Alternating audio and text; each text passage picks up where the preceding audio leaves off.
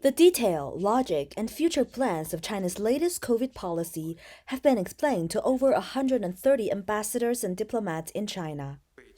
During the briefing, officials from China's National Health Commission talked about the latest adjustment changes and answered questions, including on whether the response to the disease had been changed in a reactive manner. The adjustments have been carried out in a proactive way instead of a reactive way. There are three factors we take into consideration when making the decision.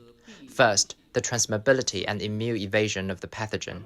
Second, the immune status of general public, treatment capacity of health institutions, and third is the intensity of our public intervention measures and how well they are received by the general public.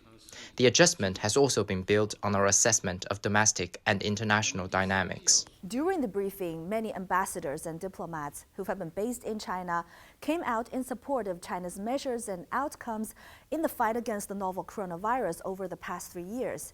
But they have also expressed concerns over the virus's mutation as well as over the efficacy of vaccines after China optimizes its policy. China has been capable to take care and to prevent large scale of deaths in China. So I think this is one of the countries, if not the best country in the world, who managed very, very efficiently the pandemic crisis. Been reading these previous days that there's been a mutation. What's the possibility that these variants of the virus are maybe less lethal? China has been constantly monitoring the mutation of the virus since the start of the outbreak and will continue to do so after the adjustment of policy. So far, all mutation of the virus in China have been reported to the international community. We'll keep an eye on whether new variants appeared in China, and if so, we'll timely report it to the international community. The expert added vaccines in China can satisfy the needs of the people, and experts are continuing research on vaccines on possible mutations in the future. So far, no single vaccine can be that good or that bad.